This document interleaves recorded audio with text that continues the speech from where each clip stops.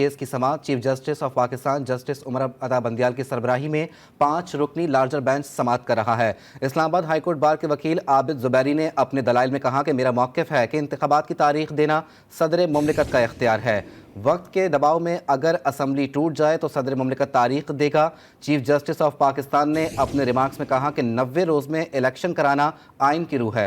Attorney general ने अपने दलाइल में कहा कि सदर इलेक्शन की तारीख सिर्फ कौमी असम्बली तहलील होने पर दे सकता है। अटॉर्नी जनरल के असखुद नोटिस केस में दलाइल समाअत का मजीद अहवाल जानते नुमाइंदा GTV साहले अब्बासी से, जो इस वक्त कंबर जैदी के साथ सुप्रीम कोर्ट के बाहर मौजूद हैं। जी साहले। देखिए बिल्कुल सुप्रीम कोर्ट का जो अज़ खुद नोटिस केस है, आज इसकी चौथी समाअत है और चीफ जस्टिस उमर अता बंदियाल की सरबराही में 5 रुकनी बेंच इस अहम मामले पर समाअत कर रहा है। आज चौथे रोज़ जो अटॉर्नी जनरल हैं उन्होंने अपने दलाइल से जो है वो इस समाअत का आगाज़ किया, जबकि इस वक्त इस्लामाबाद हाई कोर्ट बार के जो वकील हैं आबिद जुबैरी, वो भी सुप्रीम कोर्ट में जो है वो अपने दलाइल दे रहे हैं। चीफ जस्टिस जो है उमर अता बंदियाल, उनके भी अहम रिमार्क सामने आ रहे हैं, जबकि जो दीगर 4 मोअज़्ज़िज़ जज साहिबान हैं वो भी ये जो इलेक्शन का मामला है इसको देख रहे हैं। मेरे साथ इस वक्त कंबर ज़ैदी मौजूद हैं जो अदालती उमूर को जो है वो क्लोजली वॉच करते हैं। कंबर साहब ये बताइएगा कि आबिद जुबैरी साहब के भी रिमार्क्स है, तो आज समाअत आपको जो है वो मुकम्मल होती दिखाई दे रही है? देखें सौले, बिल्कुल समाअत के हवाले से चीफ जस्टिस कह चुके हैं कि आज के दिन में क्लोज़ करना है इसे। अब देखते हैं कि कितना वक्त लगता है इन दलाइल में। लेकिन आज जो आबिद जुबैरी साहब हैं, Islamabad high court bar association को रिप्रेजेंट कर रहे हैं, उन्होंने बड़े इंपॉर्टेंट दलाइल दिए। उन्होंने अपने दलाइल में प्रेसिडेंट की जानिब से जो ऑर्डर्स जारी किए गए हैं, जिसमें 9 अप्रैल को इलेक्शन कराने का कहा गया, उसको कवर किया और उन्होंने कहा कि ये बिल्कुल वैलिड है, जिस पर जजेस साहिबान की जानिब से एतराज़ उठाया गया और जस्टिस जमाल मंदोखेल ने रिमार्क्स दिए कि किस तरह से president without the advice of prime minister ये ऑर्डर्स कर सकता है। प्रेसिडेंट जो है बाउंड होता है प्राइम मिनिस्टर या कैबिनेट की एडवाइस के।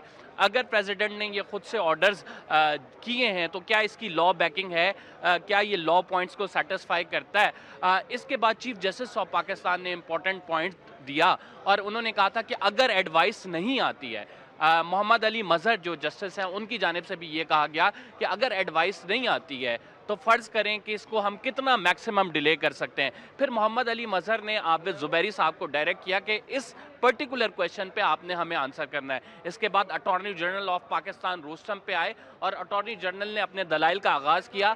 उनके दलाइल का अगर मैं आपको लुब्बे लबाब बताऊं तो वो दलाइल में अपने ये कहते हैं कि इलेक्शन कमीशन एक आज़ाद इदारा है। इलेक्शन कमीशन ने जो थ्योरी है उसको प्रैक्टिकलिटी में कन्वर्ट करना है और इलेक्शन कमीशन ने ही जो है ये इंतखाबात कराने हैं। तो ऐसा नहीं हो सकता कि गवर्नर एडवाइस कोई दे और election commission very next day election करा दे। इलेक्शन कमीशन को टाइम चाहिए, उसने जो है इंतजामात करने हैं और इन तमाम इंतजामात के बाद इलेक्शन कमीशन किसी हतमी नतीजे पे पहुंचता है। तो इस पर सवाल उठाया गया और ये सवाल बड़ा वैलिड था जो कि जस्टिस मुनीब ने उठाया कि अगर इलेक्शन कमीशन 500 दिन तक इलेक्शन नहीं कराता तो इस पर क्या आपका जवाब होगा। जिस पर पहले अटॉर्नी जनरल ने कहा कि इलेक्शन कमीशन एक आज़ाद इदारा है, वो 500 दिन तक डिले कर सकता है। लेकिन उसके बाद फिर जब चीफ जस्टिस ने उनको कहा कि आर्टिकल 224 ये कहता है कि 90 रोज़ के अंदर इंतखाबात कराने, तो अटॉर्नी जनरल ने कहा कि हम बाउंड है 90 दिन के अंदर इंतखाबात कराने के। यानी अगर आप वो एज अ वोल इस पूरी समाअत को देखें तो 90 दिन के इंतखाबात के मामले पर अटॉर्नी जनरल समेत तमाम जजेस मुत्तफिक हैं कि 90 दिन के अंदर इंतखाबात होने चाहिए। इस केस की समाअत अभी जारी है। आबिद जुबैरी के बाद अटॉर्नी जनरल ऑफ पाकिस्तान इस केस में आर्ग्यू कर रहे हैं। जो आबिद जुबैरी साहब ने अपने दलाइल में कहा कि सदर मुमलिकत को ये आइन इख्तियार देता है कि वो इलेक्शन की डेट अनाउंस कर सकते हैं, तो इस पर जजेस का क्या मौक़िफ़ था, क्या रिमार्क सामने आए? देखें, जजेस इस पर डिवाइड था बेंच। 2 जजेस इसमें ये राय रखते हैं कि जो सदर मुमलिकत हैं without the advice of prime minister या कैबिनेट के वो ये नहीं हुक्म दे सकते थे, जबकि दीगर जजेस ये कहते हैं कि अगर एडवाइस आई ही ना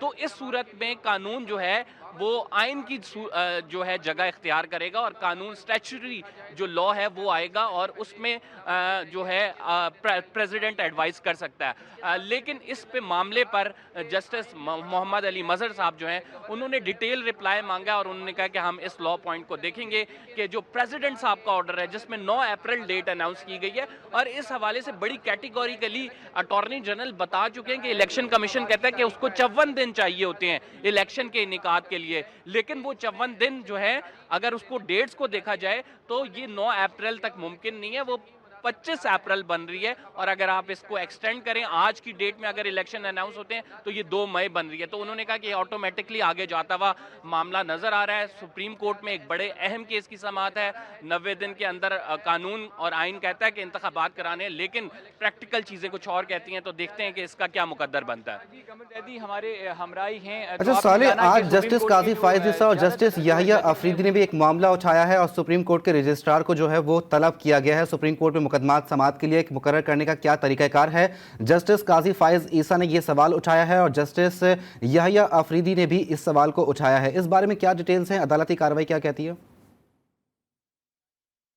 बिल्कुल, आज जस्टिस फाइज ईसा ने भी अपने जो रजिस्ट्रार सुप्रीम कोर्ट हैं उनको तलब किया और जो पुराने केसेस उनके सामने रखे गए उस हवाले से चीफ जो जज फाइज ईसा हैं उनके जानिब से कुछ तहफ़्फ़ुज़ात भी सामने। मेरे साथ कमर ज़ैदी मौजूद हैं, इस पर भी उनसे उनका पॉइंट ऑफ व्यू होते हैं। कमर साहब ये बताएं कि जस्टिस फाइज ईसा ने जो रजिस्ट्रार सुप्रीम कोर्ट को कहा कि इतने पुराने केसेस क्यों मेरे सामने आ रहे हैं, तो बेसिकली क्या मामला है ये?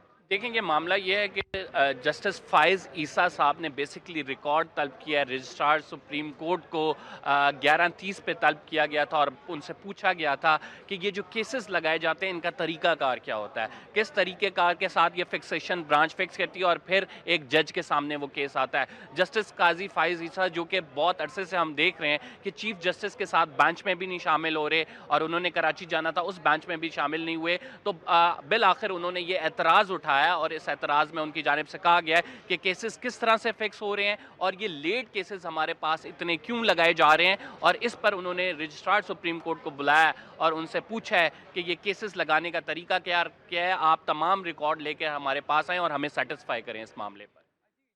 फाइज ईसा के सामने जो पुराने केसेस आ रहे थे तो बुनियादी तौर पर उस हवाले से उन्होंने रजिस्ट्रार सुप्रीम कोर्ट को तलब किया और उनसे ये जाना कि बुनियादी तौर पर जो केसेस जो है वो सुनने का तरीकाकार क्या होता है, और इस हवाले से काफ़ी कंसर्न हमें दिखाई दिए जस्टिस फाइज ईसा। जी अच्छा सवाल आपसे ये भी जानना चाहेंगे कि दूसरी जानिब जो सुप्रीम कोर्ट अस्कुद नोटिस केस की समाअत कर रहा है, ये समाअत जो है वो अब कहाँ दाखिल हो चुकी है और कौन कौन से फरीकैन जो है वो अपने दलाइल जो है मुकम्मल कर चुके हैं?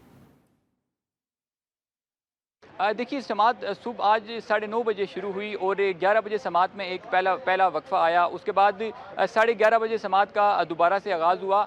आज के जो बेसिकली समाअत है उसमें जो अटॉर्नी जनरल हैं उन्होंने अपने दलाइल का आगाज़ किया। इसके अलावा जो सदर मुमलिकत के वकील हैं सलमान अकरम राजा, वो भी जो 5 रुकनी बेंच है उसके सामने अपने दलाइल रखेंगे। इसके अलावा जो सुप्रीम कोर्ट ने जो मुख्तलिफ बार्स के जो नुमाइंदगान हैं उनकी जो आरा तलब कर रखी थी, उस हवाले से भी यहाँ पर अदालत में अपने दलाइल दिए गए, जिसमें हमने देखा कि जो आबिद ज़ुबैरी हैं जो इस्लामाबाद हाई कोर्ट बार को रिप्रेजेंट कर रहे हैं, उन्होंने भी अपने जो दलाइल हैं वो सुप्रीम कोर्ट के सामने रखे और उन्होंने जो दलाइल देते हुए ये कहा कि सदर मुमलिकत को आइन के मुताबिक इस वक्त अहम तरीन केस की समाअत जारी है। सोहेल अब्बासी हमारे साथ मौजूद है और उनके साथ मौजूद थे कमर जैदी। आप दोनों का बेहद शुक्रिया।